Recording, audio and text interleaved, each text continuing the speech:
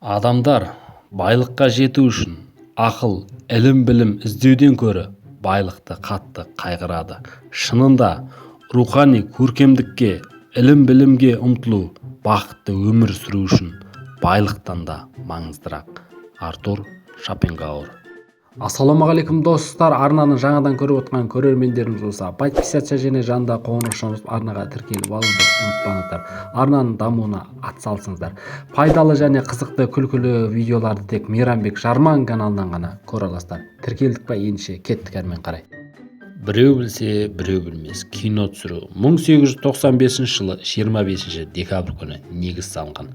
Бірақ та киноға алғашқы қадамдар 1685 жылдары тасталған. 4 ғасырдан аса уақыт бұрын. Режиссер Джеймс Камеронның аңызға айналған киноларының бірі Титаник.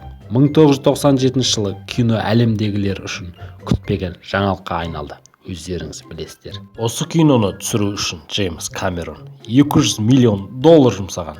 200 миллион. Аз ақша емес. Бұл жерде ең қызығы сол, Титаник кемесін жасату үшін берілген сомадан кино түсіруге бірнеше есе көп ақша жұмсаған.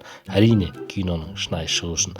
Режиссер Джеймс Камеронға ақша тіккендер, жәке одан да кино түсіргенше тағы да бір Титаник кемесін жасай салмадық па деген әңгімелерді айтқан.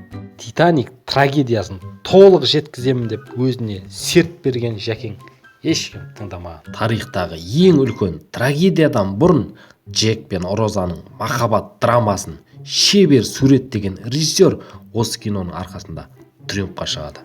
Содан Титаник 20 ғасырдың ең үздік фильмдеріне айналып, Оскар сыйлығына ие болып, $2 миллиард 10 есе табыс алып келеді. Кино түсіру деп міне осыны айтты. Кино жұлдызы болуды армандаған, әрі сол мақсатына қол жеткізген жігіт Сильвестр Сталлоне. Рокки киносын бәріміз жақсы білеміз. 1976 жылы жарыққа шығады. Сол фильмде Сталлоне Долф Лундгренмен жекпе-жекке шығатын сахнасы бар. Сонда Сталлоне Долф Лундгренге фильмде төбелес жанр шынайы шықсын деп Сталлоне өзінің кеудесіне шынымен ұруды бұйырады.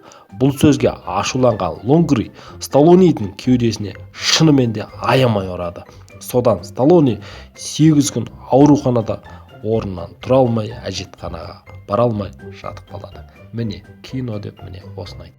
Достар, видео ұнаса лайк басыңыздар, келесі видеоны жіберіп алмас үшін подписаться және жанда қоңырау арнаға тіркеліп алыңыздар. Қызықты және пайдалы ақпаратты Мейрамбек Жарман каналынан ғана көре аласыздар. Сау болыңыздар достар.